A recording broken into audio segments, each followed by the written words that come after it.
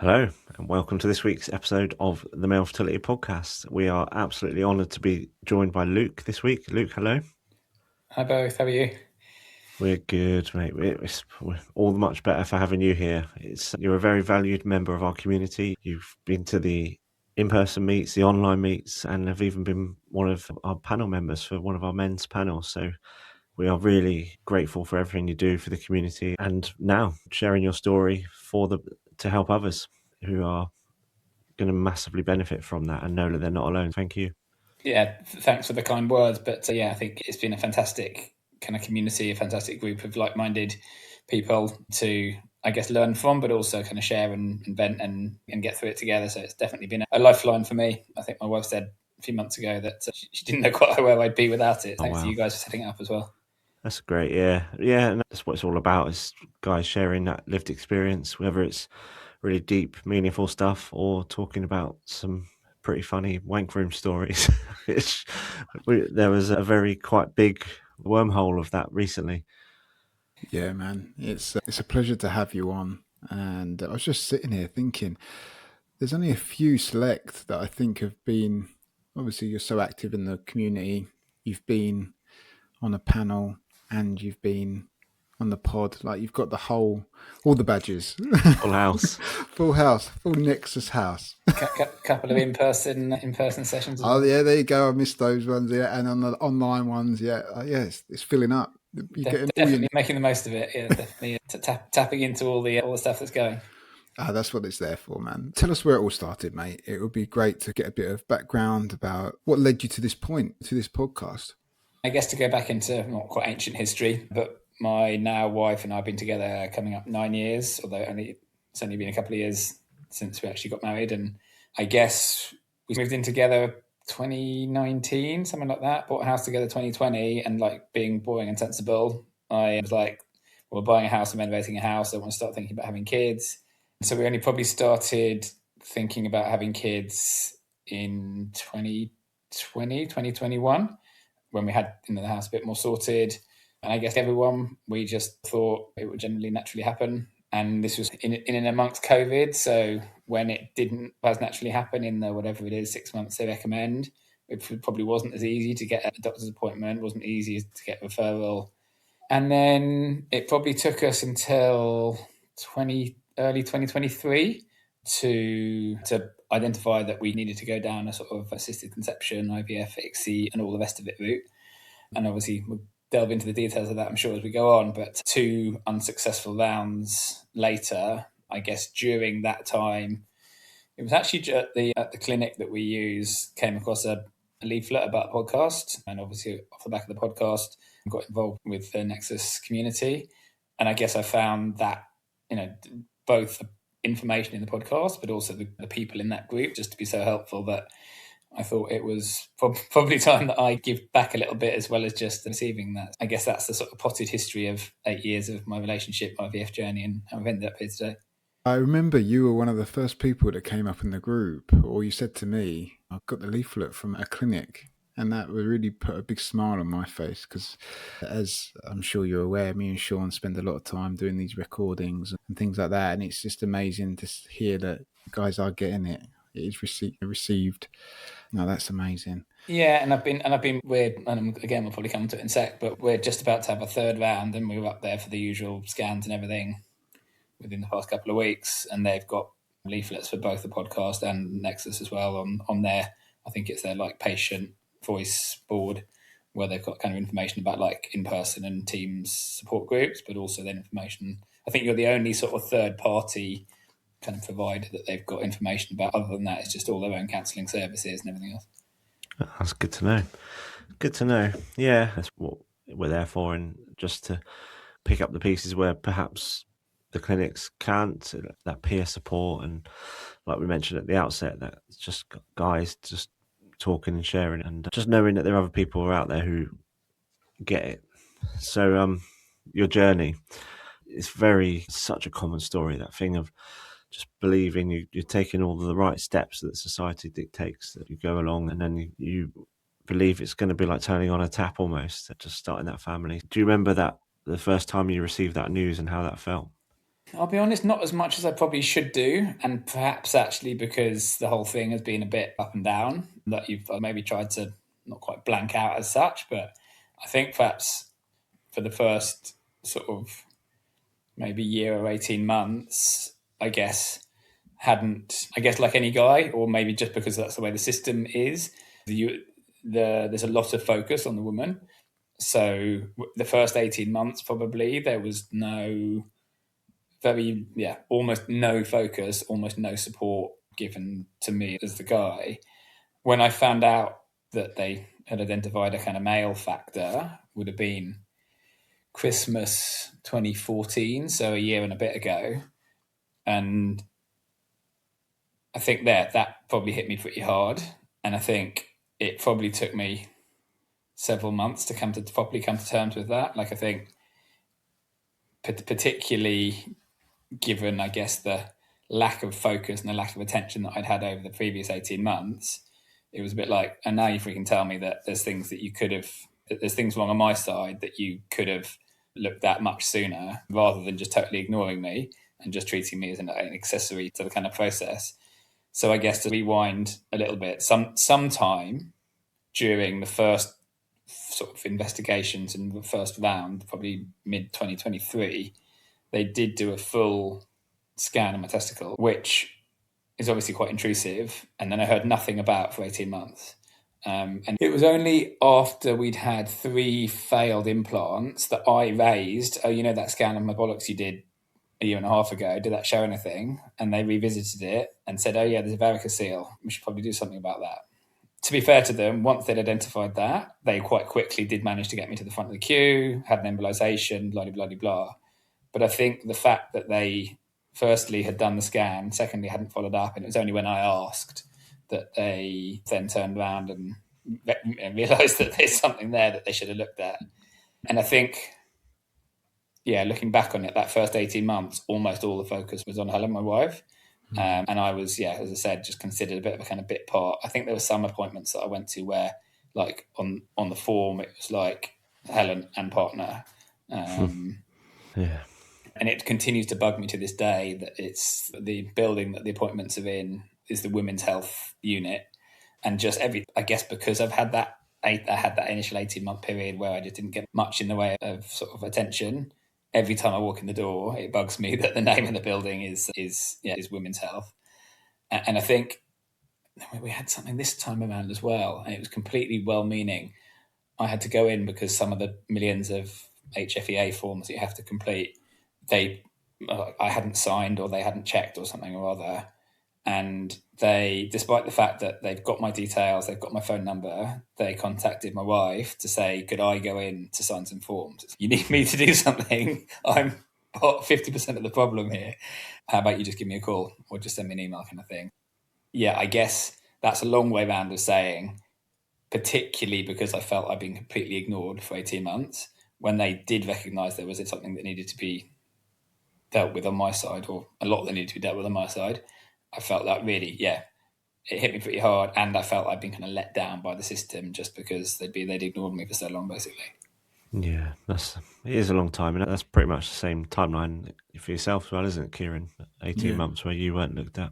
I found it, as you did, Luke, incredibly frustrating when, first of all, it was it's a big shock to suddenly get that news, especially when you've been in that kind of hamster wheel for a while. And they go, oh, suddenly it might actually be you. Did they ever give you a reason why they hadn't followed up with the information from the scan? Because that would have really rattled me. Yeah, they never. As I said, I had to ask, and I raised it, and the person I raised it with, I don't think was even aware that the scan had been done. What now? Somebody else in the team might have done, but that was with somebody relatively senior that you would have hoped would have been aware of that. And Helen and I have talked about it a lot in terms of how angry I would sort of. It's okay to be about that, and I think that there's sort of an assumption. I don't know. But I maybe made peace with the fact that there's maybe an assumption that kind of, because they suggested we go down an NeXY route, that actually they can get over any male factor problem by just selecting under a microscope the sperm that are kind of suitable, which well, yeah, I guess when we get a little bit further into our kind of journey, I know you guys hate the term. I actually don't mind it very much, by the way, but it's endearing. But we've made our peace with it now. It's just funny. Yeah, once we get a bit further down the line into the journey, that actually the selecting the sperm by eye under a microscope ain't going to cut it, given the sort of the insights and the stuff I've had since then. Yeah, so I guess to pick the story up, in that first 18 months, we had a good egg collection, reasonable transition from that to fertilization and embryo development. Although in hindsight, some of that developed quite slowly, which we've since found out is a kind of a signal that male factor might be an issue. I guess there's a sort of another missed sign in my world that that they probably missed. So yeah, I think we had something like 6 embryos. We had a double implant first of all. We then had a third transfer that was a negative test, and then that then was us in terms of the kind of embryos that were still thought to be viable. So that was the kind of round 1, 4 transfers. And then would have probably been about a year and a bit later, we then had a second round where fertilization rate was actually better to conversion to embryo. And that was after I'd had the most support I'd ever had from the clinic around, I guess, some advice on this is after the varicocele embolization. They then recommended wearing looser clothes, or all of the sort of normal things, looser clothes, not doing so long in the way of bike rides, which again we'll probably come back to, all the sort of usual recommendations. So the next round actually looked a bit better. It was better conversion, if you like, from eggs to embryos. And the first transfer didn't go anywhere. And by then we'd found out about PGTA testing, so to look at how viable the embryos were. And I think we had something like 4 embryos that in theory were good to go for testing. 2 of them didn't thaw for whatever reason. And 2 of them were then, I can never get this around, aneuploid, I think, the ones that aren't viable. So we went from a bit of a high of we've actually had really good conversion, and it looks like maybe some of the male factor stuff has been addressed by some of the sort of lifestyle changes early. Yeah, this would have been early 2025 now, so a year and a bit ago, to then a big low of the 5 or 6 embryos that reduced, we've now got nothing. Wow. So I, at that point, said to Helen, I don't know, maybe I'm a bit overly rational and calculating about this. I said to Helen, there's no point in just putting more emotion, money, time into just trying the same thing again and hoping for a different result kind of thing. What's the definition of insanity, whatever it is? Let's stop, and given that had so little focus and attention, let's try and explore what's wrong on my side. And again, probably off a name and some stuff I'd got from the podcast. I should probably credit you guys again there. Was aware that Jonathan Ramsay is the sort of main man in this kind of space. We're based in South London, so he has some clinics in central London. So managed to get a slot. This would have been last summer now, August 25. With him, I actually managed to get a cancellation slot. I don't know if someone was on holiday or something like that. So normally there's whatever it is, a 10, 12 week waiting list. Managed to get seen a bit sooner, which was, felt like one of the first wins in terms of me getting any sort of attention. And Jonathan Ramsay at that point did his usual kind of sperm analysis, and I think it was at that first appointment. So I had two or three appointments with him back end of autumn last year, and he identified, I guess, 2 main things. One was double-strand DNA breakage, which, as I mentioned before, given double-strand, it's almost impossible that the manual selection of sperm under a microscope in the lab is going to get over that, because you've got a whole load of things that are just so much. My understanding of biology is they're just so much smaller than you can see under a microscope. And he also identified slightly low testosterone levels, gave me some supplements to try and naturally boost that. And then I guess the sort of more of the usual lifestyle, the same sorts of usual lifestyle changes. And I think I probably found that it much easier to adapt and put those into practice than I had 6 months earlier. And I think thinking about it now, there's probably two things behind that. One is I just had 6 months to process it. Like I said, it hit me pretty hard December 2024. So perhaps by August 25, I processed it a bit more and was a bit more ready to accept what I might need to make some of these changes. And then secondly, I think, frankly, just talking to somebody who actually listened and seemed to understand what they were talking about and wasn't going to ignore me and everything else like that. So I think from August 25 onwards, so what's that, 6 or 7 months, been on the supplements. I think the thing I found hardest in that period has been, so I do a lot of cycling normally, and Jonathan Ramsay suggested to try and keep that to a maximum of 4 hours a week. I'd normally do 10 or 12. And the not cycling thing, both in terms of the sort of physical exercise, the sort of mental health benefits, that's where a lot of my friends are. So if you don't go for a bike ride, you don't see your friends at a cafe or in the pub kind of thing. It was affected where we go on holiday, like trying to avoid places that have Zika, all of that sort of stuff. We're probably starting to think about moving out of London. It feels like we've got that on hold to be here. So it feels pretty all encompassing, and right down to the recommendation about how frequently you should be having sex. So it just feels there's a whole spectrum from like really practical things through friends through very personal things that sort of take over a little bit. I think the frequency of sex thing and the cycling thing, they're two very different things, but they've probably been the things I've found the toughest in the past sort of 18 months. And then I guess just to get to the end of the story, and then we can maybe go back and dig into some bits that you guys think might be more interesting. So we are literally weeks away. We've got a cupboard full of, probably should take out a second mortgage for the cupboard full of medication that we've got for Helen in the corner of the room here. So we're probably 2 or 3 weeks away from the sort of next round, which we think is probably going to be our last one.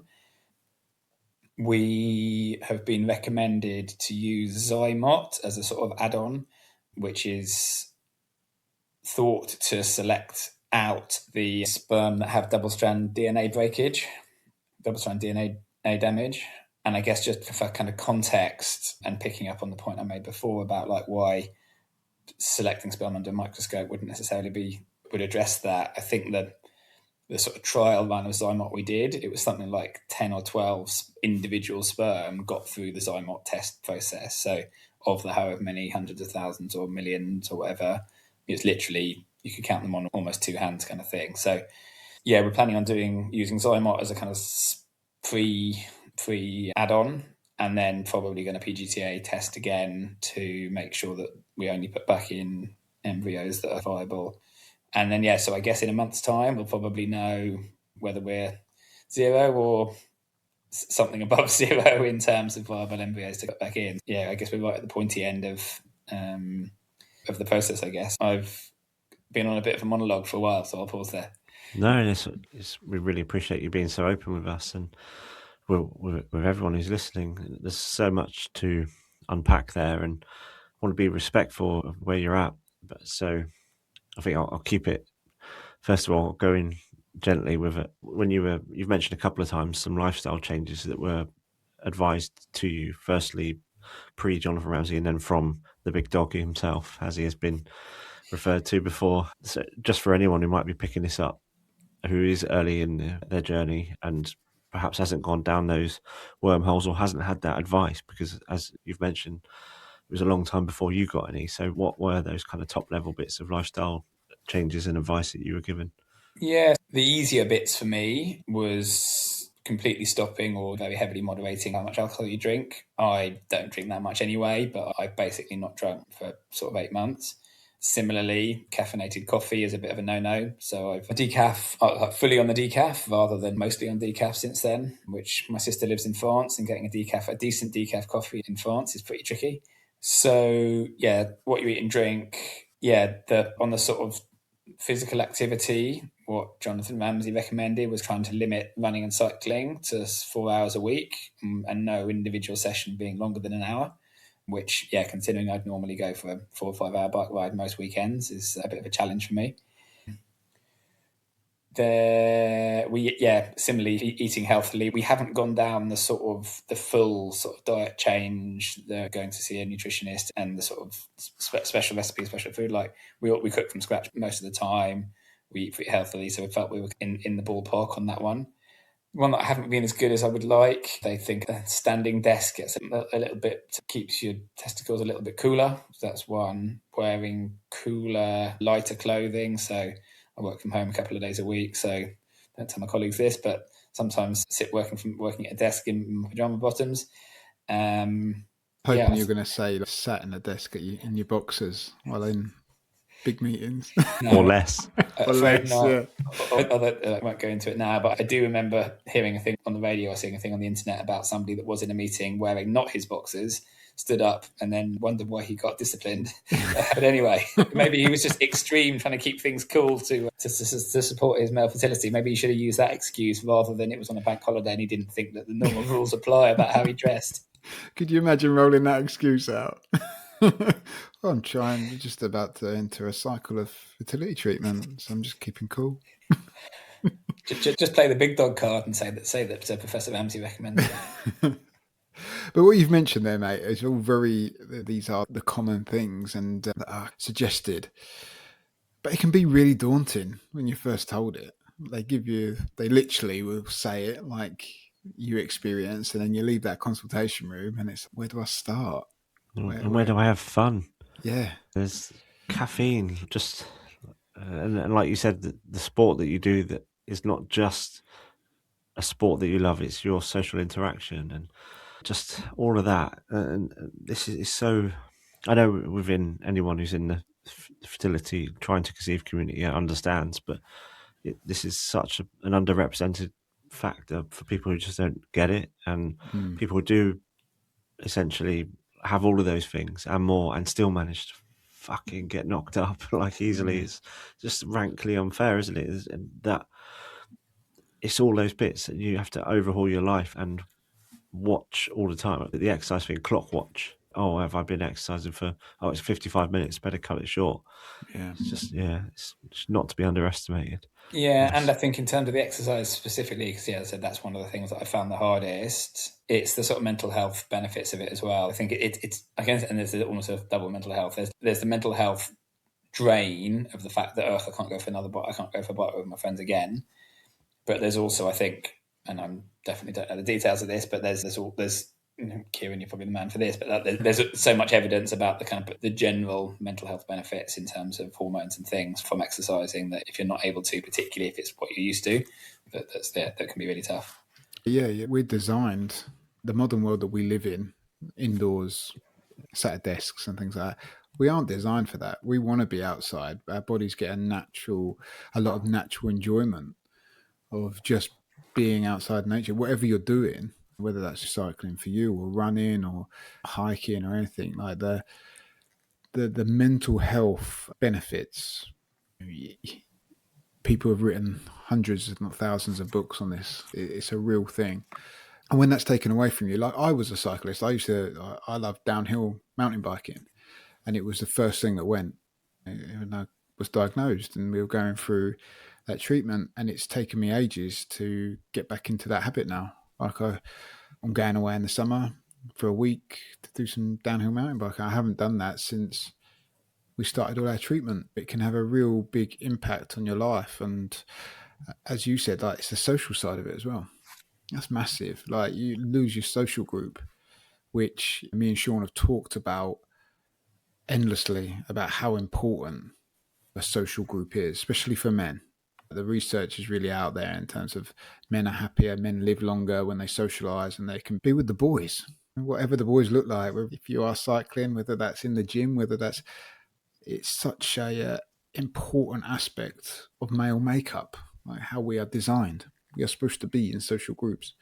So yeah, it can be incredibly tough. You spoke earlier about how certain things in terms of exercise and sex, those were areas that really impacted in your life and you felt that effect, but you can't help it becoming everything you think about, because as you've just explained, Luke, like you've listed pretty much most of my day. Like I get up in the morning, I have a coffee, and then I think about, I go to work, and then I might be sat at work for a bit, and then what am I wearing while I'm at work, and then what am I going to eat, and it just keeps rolling, doesn't it? And then you have to think about getting into bed and sleeping and things like that, and you can't help but just become completely overtaken by it sometimes. And the biggest part for me is knowing what I wanted to focus on one bit at a time, because it is so overwhelming. And we started actually with our diet, and then we went to how I was training, because I felt like I was training all right. So actually, let's look at something where I knew I could improve a bit. I like food. I focus on that. Did you approach it like that, Luke, or was it let's try and do everything at once? I think I'm generally a bit of a, this is what I've been told to do, let's do all of it. Like a bit, not quite all or nothing, but if you're gonna do something, may as well do it properly, kind of thing. So Yeah. I think I probably did try, and certainly after I'd seen Jonathan Ramsay, tried to be all in across the board. I think in the early days before I'd seen Jonathan, the thing I found, that the thing that I didn't do as much of as perhaps could or should have done, was stopping cycling. So the cycling club I'm a member of goes to usually Holland or Belgium every year and does a kind of long, what's called one of the spring classic cycling events, which is like some sort of ridiculous distance, like 250 kilometers in one day. So it's like 9 hours. And I'd already signed up. I'd already organised. I was involved with organising the trip. And so because I'm quite a goal focused person, I was like, I'm doing this event in 3 months' time. I'll still keep doing some cycling so that I can still get around that thing. So I think the other things I probably was better at, like I said, the sort of, we eat quite healthily. I don't drink much, so it was relatively easy for me to switch there. Decaf coffee, I was just a bit more committed to only drinking decaf if I was out and stuff. So yeah, I think probably I went quite quickly all in for everything except cycling. Yeah. And then, the full cold turkey, I guess, after I'd seen Jonathan. Did you find that taking those steps and controlling those areas helped you mentally cope with it better? In terms of, we're in this, and these are the things that I'm doing to help contribute to this having a positive outcome. Did that help you, like, mentally, to know you're doing the right things? Or did it just add to the stress of it all? No, I think it did help me. So my sort of first career, this is going back like 20 years, was in high performance sports coaching. And there's a whole sort of mantra in that sort of area around like control the controllables. So like actually the fact that, and this I think was why it was helpful to see Jonathan Ramsay, is because like he'd said, blah, blah, blah, blah, blah, these are the things that you need to do. Here's the evidence about why. So I think I was then in a position to actually feel that I was empowered and knew what I was talking about and knew what I needed to do. And therefore, I think because I'm quite goal focused, control the controllables, the whole control the controllables mantra, I think it really did help me to start to, I guess, feel a bit more back in control, as you say, Kieran. But also, I think, the first half of last year was pretty tough for me mentally. And I think, looking back on it now, it's been less bad since I've felt like I was, a bit more back in control. Yeah, it does help. It does help. It does help. I often get contacted by like female partners supporting their husbands or partners through the diagnosis. How important was your wife's support when you got your diagnosis?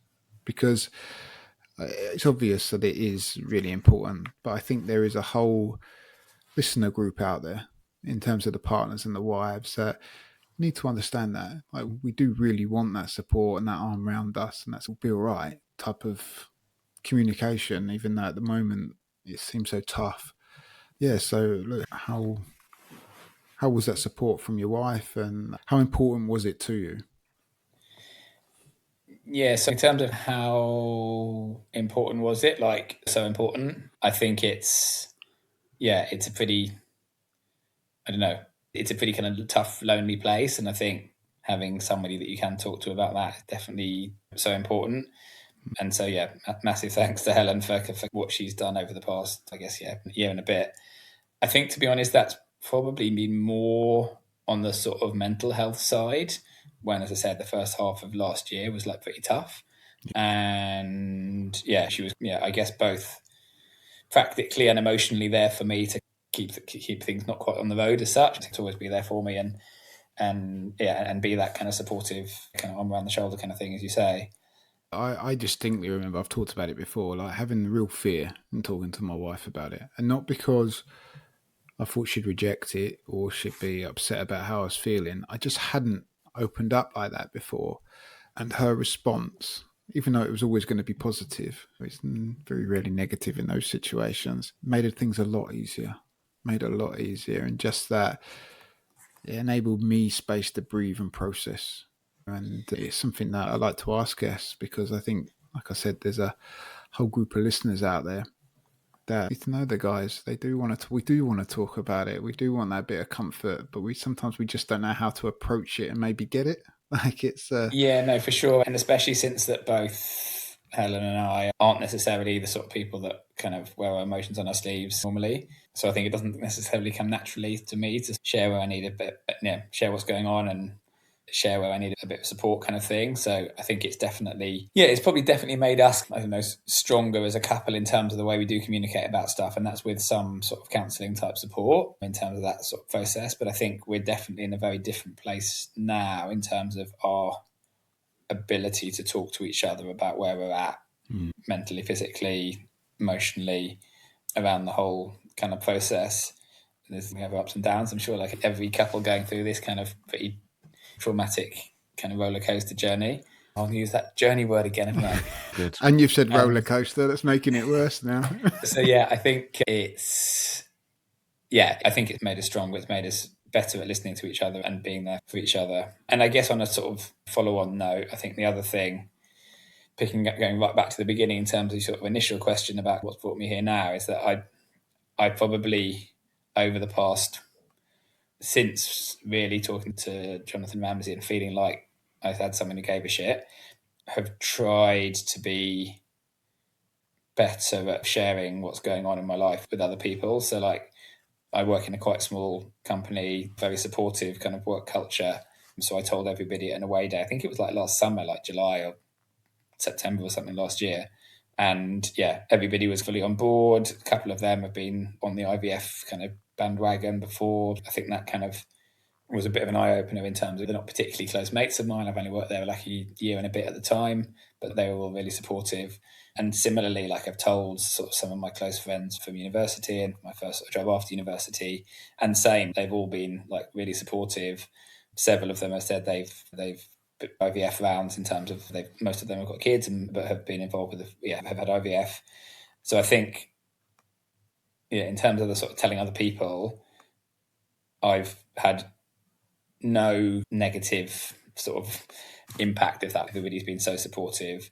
And I think for me, it's been really helpful because you just get so stuck in your head. There's just, like we talked about before, there's just so much shit going on practically and emotionally that sharing it with, first of all, with your partner and then with some kind of close friends. And I guess to complete that journey, like potentially sharing with the kind of the whole internet kind of thing.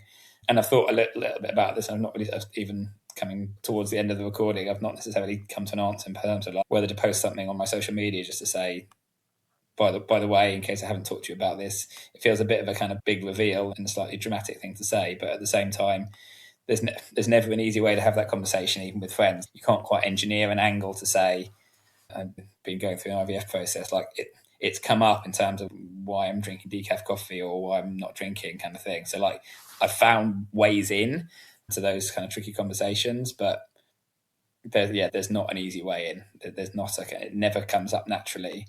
And actually a kind of big bang announcement of this is my life story, go and hear for yourself why I've sometimes been a bit moody and sometimes not responded to your messages or whatever over the past year and a half. Feels like it might be a kind of getting something off my chest and not feeling like it's a kind of secret anymore. Yeah, sure. Must be quite empowering. Like, how is it actually? It's amazing when you said that, how when you do share, how either someone themselves has been through it or usually one person removed, they know someone who has it.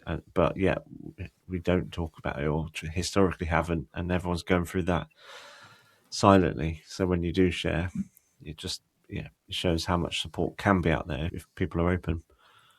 Yeah, it feels it's unburdened me and that it has given me other sources of support. So it feels like it's a kind of a double win through sharing stuff rather than keeping it bottled up. I know that sounds a bit glib, but that's honestly where I feel I'm at. It's one of those processes that you never want to go through, but I truly believe that you come out of it a better human because you learn so much about yourself and about the world. It's a deeply personal thing, and part of what you've just expressed, Luke, is that transition from not really knowing what to do to actually feeling like you want to share it now, want to get it off your chest, but also it will have that knock-on effect. I'm sure that if you did, you'll get a message saying, "Oh, yeah, I've been through that." I think you'd be surprised, because I certainly was when I started sharing my journey. Yeah, for sure. And I guess it feels like some of the male fertility conversations or sort of situation is in the same place as maybe where mental health stuff was about 10 or 15 years ago. Like I've had some quite close family with some pretty tricky mental health stuff. It's all thankfully in a much better place now. But yeah, I can remember when I was in my 20s, it just wasn't a thing that you talked about. And it's now very different. And I guess my hope is that through me both sharing with my mates and also maybe through this sort of through this sort of opportunity is one step on the journey to making it to normalizing it being something that people talk about. It will, and also it will have massive benefits for your friendships as well. When one person shows vulnerability and openness, it typically does then promote that within the relationship. So that's certainly what I've noticed in our friendship group. So I take credit for that, and so should you on your end, because yeah, it's a big thing to do. And yeah, like you said, that where the mental health conversation is now, we can only hope that the fertility one is moving that way as well. Yeah, no, for sure. Keep chipping away one step at a time, as we talked about in terms of the sort of treatment process. It's probably just the same thing here, right? It's marginal gains. Yeah, we're slowly chipping away. And you're right, we're about 15 years away from where we need to be. But the more people that talk, the quicker we get there, maybe. Look, man, it's been an absolute pleasure to talk to you. We've covered so much. It's been unbelievable. But we always finish with one question. All right. And that question is, if you could give your younger self a bit of advice regarding fertility, what would it be? Yeah, the killer question that no matter how many times I hear it answered on the podcast, that I still don't have a good answer myself. I think probably the best I can do is something about just don't assume that. I guess you go through your teens and 20s, like being really careful about wearing a condom or everything else. And then you suddenly want to switch it around. And there's just an assumption that shit will just happen. And so I think, just don't assume. And I guess just be aware that that might not be the case.